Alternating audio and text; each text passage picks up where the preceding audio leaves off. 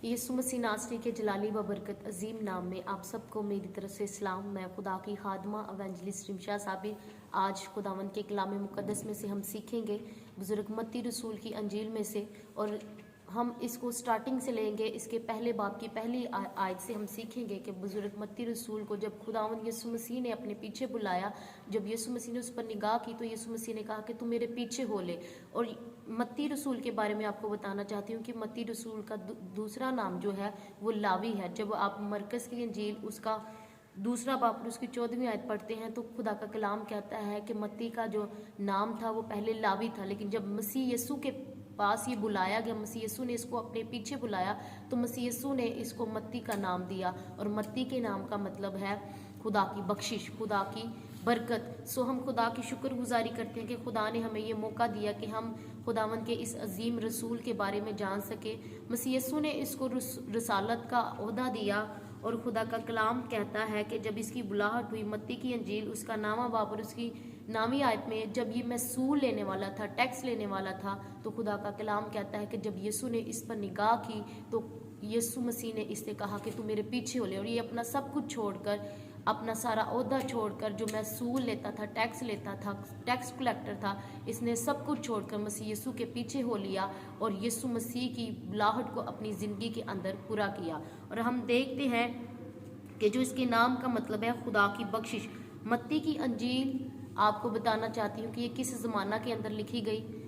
यीशु मसीह के उठाए जाने के बाद तकरीबन 15 साल बाद सन 55 के अंदर मत्ती रसूल की ये अंजील लिखी गई। और इसका मुसन्नफ खुद मत्ती रसूल था, इसने खुद ये अंजील लिखी। और इसकी जो अंजील का पस मंज़र और मौजू ये था कि लोगों को ये साबित करना कि मसीह यीशु ही कौम बनी इसराइल का मसीह मौद है, यानी वादा किया हुआ बादशाह है जिसका वादा किया गया था। और इसके जो कलाम सुनाने का, मत्ती की अंजील को लिखने का मकसद ये था कि लोग जाने कि यीशु मसीह ही हकीकी बादशाह है, यीशु मसीह ही बादशाहों का बादशाह है। सो हम खुदा की शुक्रगुजारी करते हैं कि खुदा ने हमें अपने अजीम रसूल की ये इल्म बख्शा। सो मत्ती की मतलब ये था कि यीशु मसीह पर लोग ईमान लाए कि यीशु मसीह मौद है, मसीह बादशाह है, जिसके यहूदी सदियों से मुंतज़र थे। मत्ती का मकसद ये भी था कि यीशु मसीह ही फ़क्त दाऊद के तख्त का हकीकी वारिस है। इसकी जो अंजील लिखने का मकसद ये था कि लोग जाने कि यीशु मसीह ही दाऊद के तख्त का हकीकी वारिस है। और मसीह मौद का मतलब है वादे का मसीह। मत्ती की अंजील आज हम खुदा के कलाम मुक़द्दस में से सीखेंगे, तफसील आयत व आयत इसकी तफसील को जानेंगे। सो सबसे पहले हम खुदावंद यीशु मसीह के बारे में जानेंगे। मत्ती की अंजील उसका पहला बाब उसकी पहली आयत मुक़द्दसा में लिखा है, यीशु मसीह इब्ने दाऊद इब्ने इब्राहिम का नसबनामा। सो खुदावंद के कलाम के पढ़े और सुने जाने पर खुदावंद की खास बरकत हो, खुदावंद का शुक्र हो। जैसा कि मैंने मेरे अजीज़ों आपको इंट्रोडक्शन करवाया मत्ती रसूल के बारे में, इसकी हिदमत के बारे में, इसके नाम का मतलब बताया, इसका नाम पहले क्या था। और आज हम खुदा के कलाम मुक़द्दस में से सीखते हैं कि मत्ती उसका पहला बाब और उसकी पहली आयत मुक़द्दसा में कि यीशु मसीह के बारे में लिखा कि यीशु मसीह इब्ने दाऊद इब्ने इब्राहिम का नसबनामा। अब यीशु मसीह की 6 इब्नियतें हैं। 6 इब्नियतों के बारे में आपको बताना चाहती हूँ कि जो तरतीबवार इब्नियतें बताई गई हैं बाइबल मुक़द्दस के मुताबिक, सबसे पहले यीशु मसीह को इब्ने खुदा कहा गया है। इब्ने खुदा मरकज़ की अंजील उसका पहला बाब और उसकी पहली आयत मुक़द्दसा को आप पढ़े तो वहाँ लिखा होगा यीशु मसीह इब्ने खुदा। और उसके बाद यीशु मसीह को इब्ने आदम भी कहा गया है। मत्ती की अंजील उसका 8वां बाब और उसकी 20वीं आयत मुक़द्दसा में यीशु मसीह को इब्ने आदम कहा गया है। उसकी तीसरी अबनियत जो है इब्ने इब्राहिम है, जो कि मत्ती रसूल की अंजील उसका पहला बाब और उसकी पहली आयत मुक़द्दसा में जैसा कि आज हमने तिलावत किया।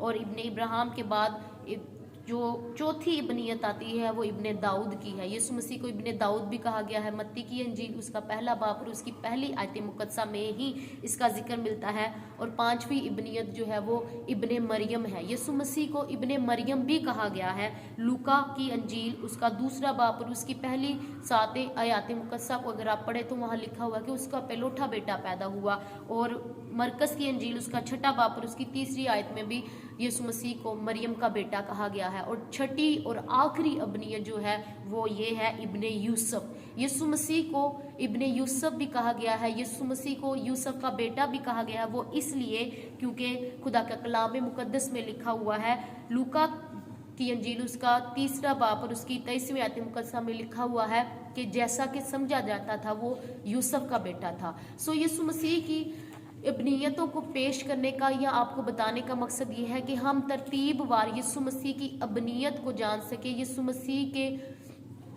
खुदा के बेटे होने को जान सके, यीशु मसीह के आदम के बेटे होने को जान सके, यीशु मसीह इब्ने इब्राहिम कैसे है, इब्ने दाऊद, इब्ने मरियम, इब्ने यूसुफ कैसे हैं। सो हम इनको तरतीबवार जानेंगे। लेकिन आज सबसे पहले बुजुर्ग मरकस की अंजील में से उसके पहले बाब की पहली आयत से हम जानेंगे इसकी जो तरतीब है कि यीशु मसीह इब्ने खुदा है।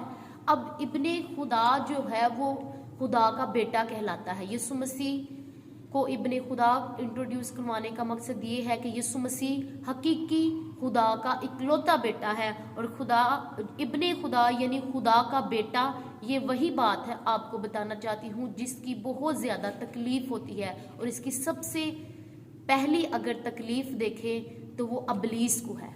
अबलीस हमारे ईमान को चुराता है, अबलीस हमारे इस ईमान को हमसे छीन लेना चाहता है कि हम इस बात का इनकार कर दें कि यीशु मसीह खुदा है। और अबलीस को यीशु मसीह खुदा का बेटा है और अबलीस को इस बात की, इस ईमान की बहुत ज़्यादा तकलीफ है। इसलिए खुदा का कलाम कहता है कि अबलीस को इस बात की तकलीफ होती है कि जब हम यीशु मसीह को खुदा का बेटा कहकर पुकारते हैं। और आगे जो दूसरी इस बात की तकलीफ है वो यहूदियों को है। यहूदियों को ये तकलीफ है कि वो यीशु मसीह को खुदा का बेटा नहीं मानते, यीशु मसीह को खुदा मसीह मौद नहीं मानते। और यही वजह थी कि जब उन्होंने यीशु मसीह को सज़ा दी या यीशु मसीह पर इल्ज़ाम लगाया तो उन कलाम कहता है कि यीशु मसीह के बारे में उन्होंने कहा कि ये कुफर बकता है और ये अपने आप को खुदा का बेटा कहलाता है, बनाता है। लेकिन इस बात को देखें कि यीशु मसीह इब्ने खुदा है, यीशु मसीह इब्ने खुदा है, खुदा का बेटा है। और तीसरी और आखिरी जो तकलीफ है वो गैर कौमों को है। गैर कौमें भी इस बात पर ईमान नहीं रखती कि यीशु मसीह खुदा का बेटा है। और बेटे के बारे में आपको बताना चाहती हूँ कि बेटे का जो लफ्ज़ है ये हिंदी ज़ुबान से लिया गया है और इसका मतलब है निकला हुआ। और यीशु मसीह खुदा बाप से निकला है, यीशु मसीह कलमा खुदा है, खुदा का कलाम है और ये खुदा से निकला हुआ है। और यीशु मसीह ने अपने आप को इसलिए कहा कि मैं खुदा का बेटा हूँ, यानी कि वो खुदा से निकला हुआ है। और इसका जो मस्दर का खुदा के कलाम मुकद्दस में अगर आप डैनियल उसका 7वां बाब और उसकी 9वीं आयत से 10वीं आयत तक पढ़े तो वहाँ लिखा हुआ है कि कदीमुल अयाम, यीशु मसीह को कदीमुल अयाम भी कहा गया है, खुदा के बेटे को कदीमुल अयाम भी कहा गया है। और अगर आप रोमियो उसका 16वां बाब और उसकी 25वीं आयत पढ़े तो खुदा का कलाम कहता है कि मसीह यीशु खुदा में पोशीदा भेद है, वो खुदा के अंदर एक पोशीदा भेद है। और जब हम रूहुल कुद्स के वसीला से ईमान ले आते हैं, जान लेते हैं कि यीशु मसीह खुदा का बेटा है, तो खुदा का कलाम कहता है कि अगर बेटा तुम्हें आज़ाद करेगा तो तुम वाकई आज़ाद होगे। इसका मतलब ये है कि जब हम यीशु मसीह खुदा के बेटे पर ईमान ले आते हैं तो हम आज़ाद हो जाते हैं, हकीकी ज़िंदगी पा जाते हैं। और यीशु मसीह के ऊपर, उसके खुदा के बेटे होने के ऊपर जब ईमान ले आते हैं तो हम हमेशा की ज़िंदगी के वारिस हो जाते हैं। सो मेरा ईमान है कि आज आपने खुदावंद के कलाम मुकद्दस में से सीखा है, मत्ती रसूल के बारे में, उसकी अंजील का जो ज़माना लिखा गया उसके बारे में, उसकी जो पस मंज़र है मौजू उसके बारे में हमने सीखा है। सो जो यीशु मसीह की अबनियतें हैं उसकी तरतीबवार जो अबनियत आज हमने खुदा के कलाम मुकद्दस में से सीखी है, इब्ने खुदा, यीशु मसीह इब्ने खुदा, जो मरकस पहला बाब उसकी पहली आयत में है। सो मेरा ईमान है कि आप जान चुके हैं इस बात के बारे में कि खुदावन यीशु मसीह ही हकीकी खुदा का बेटा है, इकलौता बेटा है। जो कोई भी उस पर ईमान लाएगा वो हलाक नहीं होगा बल्कि हमेशा की ज़िंदगी पाएगा, क्योंकि खुदा ने यीशु मसीह को इसलिए बख्श दिया, दे दिया ताकि हम ज़िंदगी पाएँ और कसरत की ज़िंदगी पाएँ। सो खुदावंद आज के कलाम के वसीला से आप सबको बरकत दे और आपकी ज़िंदगियों के अंदर जलाली काम करे। God bless you all, God bless new life in God ministry of Pakistan, God bless Pakistan, आमीन।